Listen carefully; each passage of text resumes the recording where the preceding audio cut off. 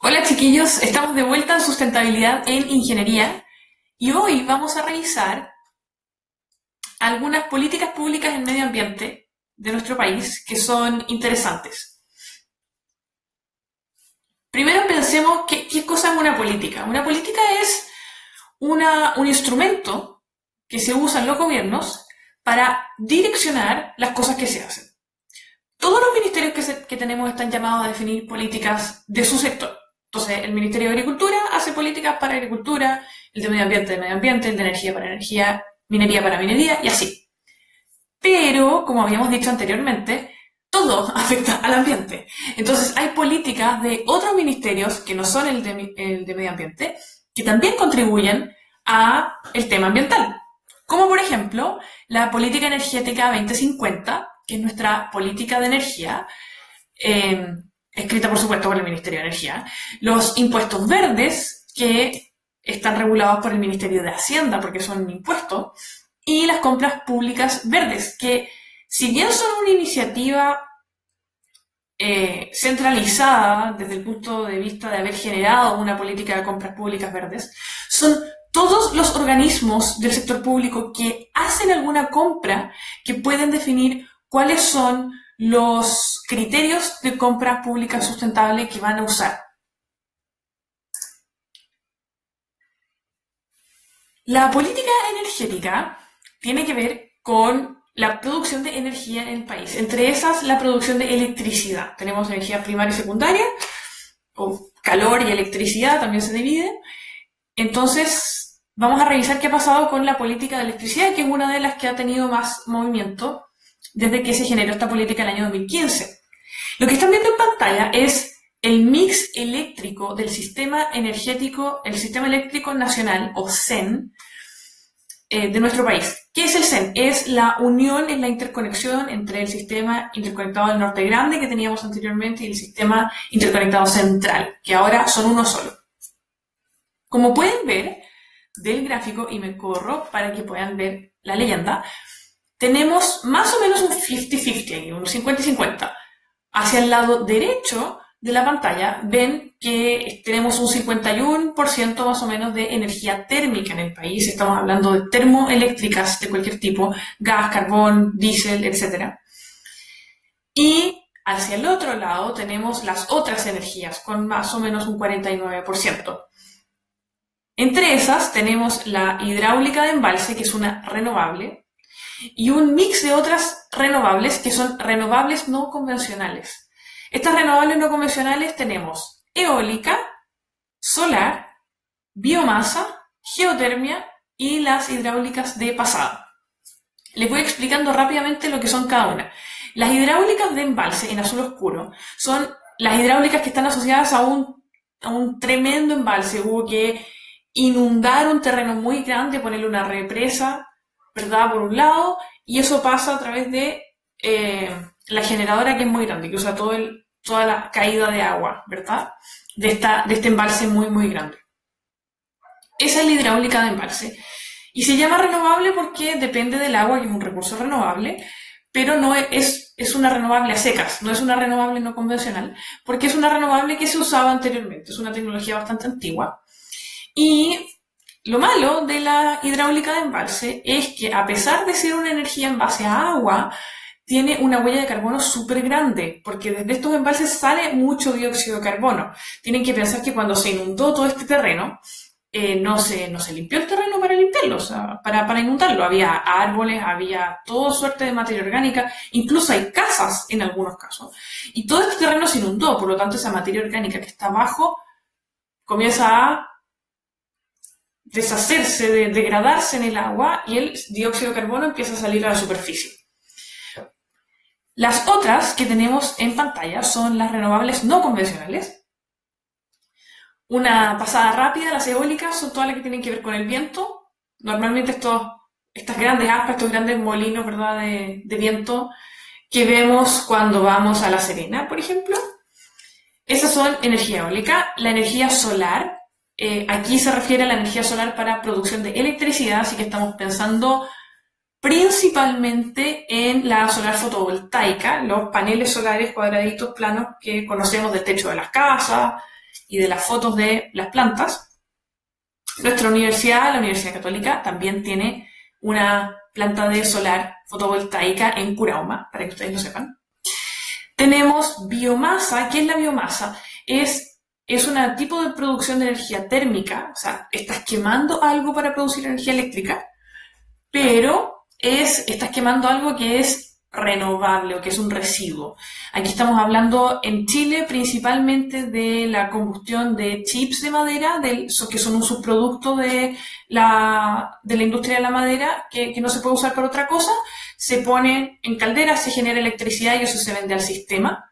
Y la otra forma de biomasa que tenemos es el licor negro o el licor verde, que son subproductos de la producción de celulosa. Y tienen una gran capacidad calorífica, o sea, se queman y producen harto calor, y con ese calor se produce electricidad. Y luego tenemos la geotérmica. La geotérmica, piensen en un geyser. Entonces tengo en las profundidades de la Tierra, ¿verdad? Hace calor, y este calor calienta, calienta el agua, y eso genera unos chorros de vapor bien intensos, y con eso se puede generar electricidad también, se puede mover una turbina. Esa es la geotérmica, tenemos bien poquitos, es alrededor del 0,6% en el país de nuestra producción de electricidad. Y finalmente tenemos las hidráulicas de pasada, que son tan importantes como las hidráulicas de embalse. Las hidráulicas de pasada son aquellas que están instaladas normalmente en un río. Entonces, en vez de hacer un embalse gigante con este río y el agua no se mueve para ninguna parte, yo lo que hago es que viene el río, yo desvío una parte del flujo de agua, y esa parte de ese flujo de agua yo lo paso a través de una turbina para la generación de electricidad, y luego esa agua normalmente se devuelve al mismo río, un poco más adelante. Entonces tengo una desviación, y de esa desviación yo saco energía. Esas son las hidráulicas de pasada. Esos son los tipos de formas que tenemos de producir electricidad en nuestro país, y vamos a ver cómo se contrastan este mix energético con la política energética 2050. Recuerden que una política es una forma que tienen los gobiernos de orientar las acciones dentro del país. La política energética 2050 estipulaba algunas metas. Con respecto a las renovables, que son todas las que están hacia el lado izquierdo del gráfico, la idea era llegar al 60% al 2035, es llegar al 60% al 2035 y al 70% al 2050. Eso quiere decir que la parte roja de este gráfico se debería ir achicando cada vez más. ¿Cómo vamos? Bueno, a marzo del 2020 tenemos una producción de electricidad con renovables del 48,7% de la matriz, de la energía producida. Quiere decir que nos quedan 15 años para avanzar un 12%. Yo creo que vamos bien encaminados. Vamos a ver ahora qué dice la política energética con respecto a las renovables no convencionales. Eso quiere decir ERNC, energías renovables no convencionales. La meta a este año de la política energética era llegar al 20%, y al 2035 la idea es que lleguemos al 40% de renovables no convencionales. Estas son todas las energías del lado izquierdo del gráfico, menos la hidráulica de embalse. ¿Y cómo vamos? Al 2020 ya tenemos un 34,58% de nuestro mix eléctrico que viene de energías renovables no convencionales. Nos pasamos de largo de la meta al 2020 y estamos muy cerca de alcanzar la meta que estaba estipulada al 2035. Así que vamos avanzando más rápido de lo que los especialistas hace 6 años atrás, que se formuló esta política, estimaban que podíamos llegar. ¿Cómo se han logrado estos avances tan rápidos? Bueno, se han hecho a través de leyes y fomentos a la producción de energías renovables. Y lo que se ha hecho es cambiar las condiciones de mercado. Entonces ahora hay más libertad para la producción y comercialización de energía. Todos nosotros en este minuto podemos contribuir al sistema eléctrico nacional a través de nuestra producción en nuestras casas. Pero también, como consumidores, tenemos la posibilidad de comprar energía de un cierto tipo. Esto es más fácil de hacer para consumidores más grandes. Estoy pensando en un edificio, por ejemplo, o en un condominio que tiene un administrador de condominio, donde todos se paga, digamos, una sola cuenta por todo el condominio. Estos son los que se llaman más grandes consumidores.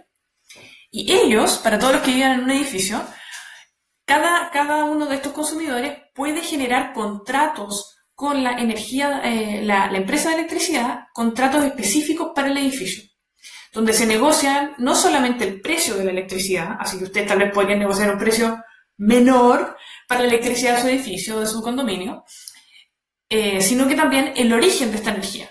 O sea, si toda la gente en el edificio estuviera de acuerdo, el edificio podría hacer un contrato de electricidad con, por ejemplo, solamente energía solar. Queremos que nuestro edificio se alimente solo con energía solar o solamente con energías renovables no convencionales. Y ahí negocian con distintos actores para ver quién les provee la electricidad a ustedes y ustedes le pagan a ese actor. Es súper interesante, es una alternativa de acción sostenible que no está muy explotada todavía, sobre todo en el sector residencial. Así que por eso les dejo el tip para que la intenten, para que vean con su administrador de condominio a ver si pueden lograr esto. La otra ley que salió, que tiene que ver con estas condiciones de mercado más libres, es la ley de net metering, o net metering, la conocemos, o net billing, que la 20.571, que estipula la forma en la cual un productor pequeño, como cualquiera de nosotros en nuestra casa, puede venderle electricidad al sistema. En este minuto, cuando nosotros le vendemos electricidad a la compañía de electricidad, no se la cobramos al mismo precio que ella nos cobra la electricidad a nosotros. Hay un motivo para eso, y es que la compañía de electricidad mantiene una infraestructura gigantesca para poder hacer la comercialización de la electricidad, y eso tiene un costo. Entonces, por eso, el precio que nosotros le pagamos a ellos es menor del precio que ellos nos pagan a nosotros. Además que son condiciones de mercado así para fomentar, pero no alterarle mucho el negocio, porque hay que mantener ese servicio básico. Pero el hecho práctico es que si ustedes tienen paneles solares en su casa y ustedes no están en todo el día en su casa, podrían estarle vendiendo esa electricidad al sistema y descontando, por lo tanto, de la cuenta de electricidad al fin de mes. A futuro se espera una ley de eficiencia energética, que la idea de esta ley es que fomente la eficiencia energética. Ya tenemos varias políticas y certificaciones de eficiencia energética, como por ejemplo la calificación energética de viviendas, la certificación de edificio sustentable y la certificación de energía para edificios públicos. Todas estas certificaciones de infraestructura, de edificaciones, lo que hacen es fomentar la eficiencia energética en el uso de edificios y viviendas. Vámonos ahora a la reforma tributaria y específicamente los impuestos verdes. Recuerden que esto fue una política que surge del Ministerio de Hacienda, pero que tiene, y ya les voy a mostrar, ha tenido un efecto interesante en el medio ambiente.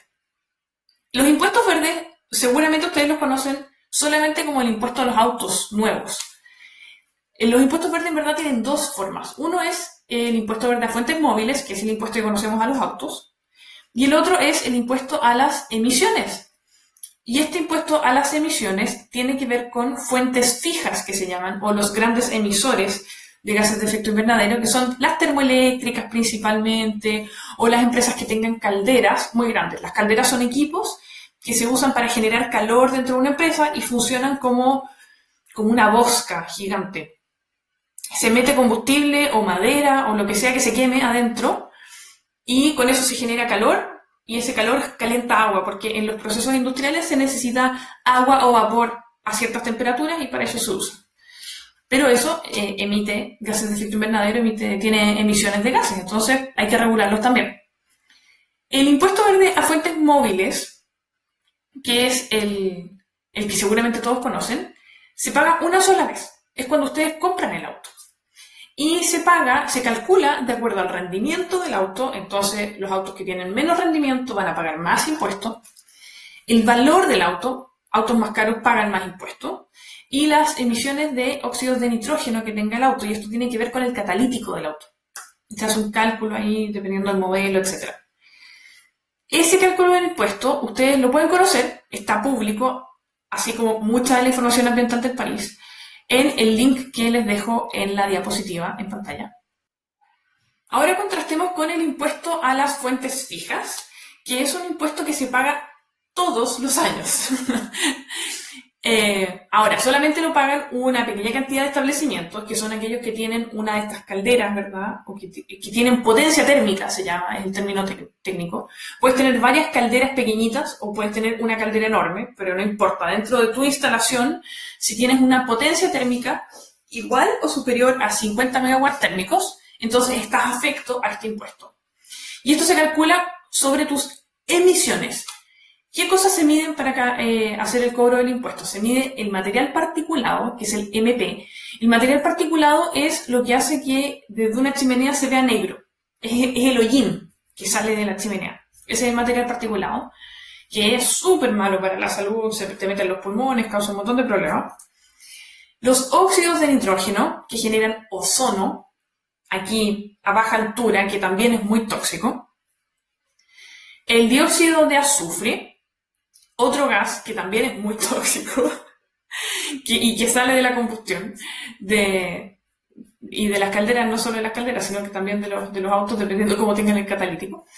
Y, por supuesto, el gas por excelencia que sale de quemar cualquier cosa, que es el dióxido de carbono. Ahora, no se paga la misma cantidad por cada uno de estos gases. Para el material particulado, los óxidos de nitrógeno y el dióxido de azufre, se paga $0,1 por tonelada. ¿Ok? Para el CO2, para el dióxido de carbono, que es el más importante de los gases de efecto invernadero, se pagan $5 por cada tonelada emitida. Para que ustedes tengan una idea, una tonelada de dióxido de carbono sale de más o menos 350 litros de diésel. Así que vayan haciendo el cálculo, si tienen un auto diésel, ¿cuántos litros usan al año? 550 kilos de carbón, un montón de asados, o 400 metros cúbicos de gas licuado, o 450 más o menos de gas natural. Esa cantidad de combustible genera una tonelada de dióxido de carbono. Ahora, ustedes pensarán, 400 metros cúbicos de gas es harto, pero para una empresa es súper poco. Este impuesto, en su primer año de funcionamiento, recaudó $230 millones, cobrando así de 0,1 por tonelada, de $5 por tonelada. Entonces es un impuesto muy, muy importante.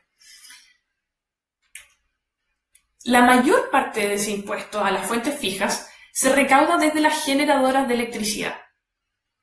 Y hay una pequeña parte, el 10%, se reparte entre toda la otra industria del país. Generadoras, estamos hablando principalmente de generadoras a carbón o a diésel, que generan electricidad en todo el país. El 90% del impuesto se sacó de ellas en el primer año. Entonces, les dije que este impuesto empezó a funcionar en 2017. Fíjense en la noticia que aparece aquí de EMOL, ya a finales de enero del 2018, un año después de la implementación de este impuesto, el gobierno y las generadoras ya habían generado un acuerdo para cerrar las centrales a carbón y para parar el desarrollo de más centrales a carbón. Este impuesto verde fue tan importante que causó que muchas de las generadoras a carbón dejaran de operar. En una generadora hay varias calderas, hay varios sistemas. Entonces empezaron a cerrar de a uno y operar cada vez con menos capacidad porque el impuesto les comía toda la ganancia, o una buena parte. De hecho, hubo hartos despidos por ese mismo tema. Y eso les demuestra que una política pública, como el impuesto a las fuentes fijas, que afecta a una pequeña cantidad de gente, que fue algo bien criticado cuando se hizo el impuesto, solo afecta a más o menos 110, 120 establecimientos. La lista está pública en el Ministerio de Medio Ambiente, en la página. Solo afecta a una pequeña cantidad de establecimientos de las cientos de miles, millones de empresas que hay en este país. Y genera un cambio radical en nuestra generación eléctrica en un año. Las políticas públicas no necesitan ser masivas, no necesitan aplicarse a todo el mundo. Necesitan afectar aquello que causa el mayor impacto. Esa es una política pública bien implementada. Es fácil fiscalizar a 100 establecimientos durante el año. Entonces es fácil de controlar. Genera un montón de plata para las arcas fiscales. Y causas cambios como estos, por ejemplo. Que haya un cambio real en la producción de energía del país. Así que es súper interesante esta política pública, un caso para conversar harto rato. Vámonos a otra política pública que ha ido más lento, bastante más lento que la política energética 2050 y los impuestos verdes, pero que de todas maneras tiene un efecto gigante en la economía del país. Son las compras públicas sustentables. ¿Qué son las compras públicas? Son todas las compras, en nuestro país, todas las compras que hace el sector público, o la mayoría, pasan por un sistema que es público, se llama mercado público, donde cualquiera puede participar y uno puede ver todas las cosas que el sector público está comprando, desde sillas para un colegio hasta la verificación de huella de carbono de la Presidencia de la República. O sea, todo, desde lápices para la oficina hasta servicios de consultoría, ¿no? Lo que ustedes quieran se compra por ese sistema. Todas esas compras que hace el sector público equivalen al 12% del Producto Interno Bruto del país. Es un mercado enorme. Y no solo es un mercado enorme, es un mercado muy dinámico. Lo interesante que tiene este sistema es que como cualquiera puede ofertar, y las reglas son las mismas para todos y son públicas, cualquiera también puede ganar. Por lo tanto, es interesante para, por ejemplo, los emprendimientos que quieren comenzar a tener clientes, participar en mercado público. Este sistema, el de compras públicas, tiene, cuando uno hace la inscripción como empresa, tiene una declaración jurada que dice que usted no tiene condenas ambientales. ¿Qué son las condenas ambientales? Son las que surgen de que uno se haya saltado alguna ley ambiental, uno haya contaminado, por ejemplo, la empresa de uno haya contaminado, o uno no haya cumplido los compromisos ambientales que tomó con el gobierno, o cualquier otro tipo de afectación al medio ambiente. Se genera una condena ambiental y si la empresa de uno tiene una condena ambiental, no puede participar de este mercado. Así que es súper importante para la empresa mantenerse en regla con los temas medioambientales para participar de este mercado público. Además de tener esa declaración jurada, uno al participar de las distintas licitaciones puede tener puntitos extra. Igual que en una prueba, uno tiene puntaje por una serie de ítems y el que tiene mejor puntaje gana. Y uno de los ítems que te evalúan como ofertor es si tú tienes alguna certificación de sustentabilidad, o si tu empresa recicla, o tiene una política de sostenibilidad, todas esas cosas. Eso te da puntitos extra dentro de la licitación. También te da puntitos extra si, por ejemplo, el gobierno está queriendo comprar un artefacto electrónico. Normalmente dentro de la base de licitación te van a solicitar que tenga el sello Energy Star o que sea eficiente en energía, que sea A. Y esos son criterios que tienen que ver con cosas medioambientales y que te ayudan a venderle a este tremendo mercado del 12% del PIB. Una de las políticas públicas más conocidas, más famosas en este minuto es lo que ahora es una ley, ya no es política, es la Ley de Fomento al Reciclaje. La Ley de Fomento al Reciclaje se demoró harto tiempo en salir. Estuvimos 10 años luchando para que saliera una ley de fomento al reciclaje. Y es bien interesante, tiene dos elementos que quisiera destacarles. El primero es que tiene una visión de ciclo de vida. La ley de fomento al reciclaje no solamente habla de reciclaje. De hecho, lo que dice la ley, a pesar de que se llama ley de fomento al reciclaje, es que el reciclaje es como de las opciones más rascas que uno puede tener para tratar un residuo. De hecho, lo que la ley trata de hacer es que uno, como productor, ecodiseñe sus productos de forma que los residuos de esos productos tengan una nueva función, por ejemplo, o se puedan recuperar, se puedan usar de nuevo, o se puedan transformar en otra cosa aún mejor del residuo que quedó, se puedan reparar. Si uno ya no puede hacer ninguna de esas cosas, entonces toca reciclar. Y en todas estas alternativas uno tiene que decir, oye, yo reciclé, yo recuperé, yo reutilicé. Al final de cuentas, yo evité de que una cierta porcentaje de los residuos que generan mis productos se fuera a un relleno sanitario. Y eso se llama responsabilidad extendida del productor. La ley considera que yo soy el productor de algo si mi empresa puso ese algo en el mercado. Por ejemplo, yo importo computadores, mi empresa importa computadores y los vendo. Por lo tanto, para efectos de la ley, mi empresa es considerada el productor de estos computadores, porque fue mi empresa la que lo puso en el mercado. Como los computadores son un aparato electrónico y están considerados como un producto prioritario dentro de la ley, entonces yo tengo mi empresa, y yo como representante legal, tiene que asegurar que si vendimos 1000 toneladas de computadores, recuperamos, por ejemplo, un 5% de eso. Recuperamos 50 toneladas de computadores. Esa es la forma en la que funciona la responsabilidad extendida del productor. ¿Y qué causa eso? Causa que yo tengo que asegurarme, yo tengo que contratar a un reciclador para que me recolecte esos residuos electrónicos y pesarlos y asegurar a través de un documento de que mi empresa financió y facilitó la recuperación de esa cantidad de computadores.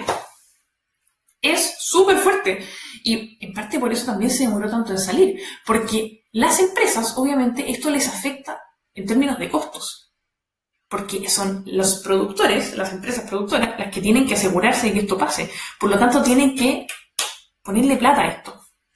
No son las empresas productoras las que tienen que reciclar, eso lo hace otro agente, lo hace un gestor de residuos. Pero ellas se tienen que asegurar de que ese gestor esté recuperando la cantidad de residuos que les corresponde a ellas, para ellas poder después declarárselo al gobierno. En esta ley hay 6 áreas estratégicas o productos prioritarios, categorías de productos prioritarios, que son los aceites lubricantes, esos que se usan en los motores. Esos son prioritarios para la ley y por lo tanto hay que cuidar de su disposición final. Los aparatos eléctricos y electrónicos, cualquier cosa desde una calculadora hasta un transformador, son productos prioritarios. Las baterías, las de auto, las de camión minero, todas las baterías. Las del sistema de energía solar de su casa, también. Las pilas, las que conocemos de siempre, las pilitas.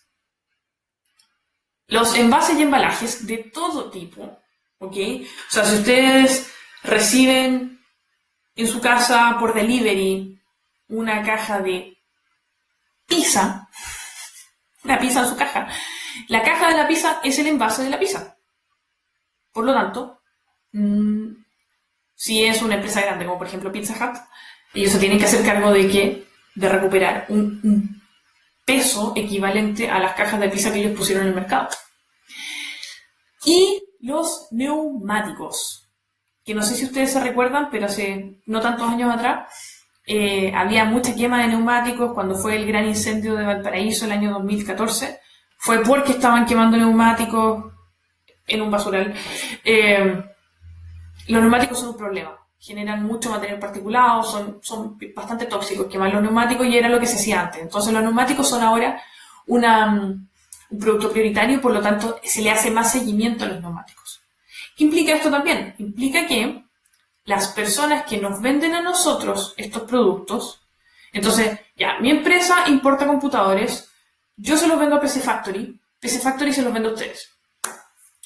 Quiere decir que si ustedes tienen un computador en desuso, ese Factory va a tener que empezar a recibir esos computadores en desuso. Porque todas las empresas e instituciones que hacen parte de esta cadena de generación del residuo, también tienen que hacer parte de la cadena de devolución. Nuestra obligación como ciudadanos es llevar nuestros residuos a un lugar donde los reciban. Esa es nuestra obligación. Y no nos pueden cobrar por recibir los residuos. Tiene que ser gratis. ¿Ok? Y esto es para fomentar el mercado de los recicladores, de que el negocio del reciclaje tenga sentido. Los ayudamos un poco con la logística, nosotros nos hacemos de nuestros residuos en una forma que es ambientalmente amigable y ellos van a entonces reciclarlos y transformarlos en algo que no le haga daño al medio ambiente. Esto también hace que se abra una enorme oportunidad de mercado dentro del negocio del reciclaje y de la recolección de residuos. Por lo tanto, si alguno de ustedes tiene espíritu emprendedor y quiere empezar un negocio con esto, piénselo porque aquí hay un mercado enorme. Y ahora que están saliendo los reglamentos para esta ley que estipulan cuál es el porcentaje de cada uno de estos productos prioritarios que va a tener que ser reciclado, ahí las empresas van a empezar a buscar proveedores de servicio para asociarse con ellos. Con eso, chiquillos, ideas de emprendimiento, políticas públicas y la actualidad nacional, los dejo hasta la próxima.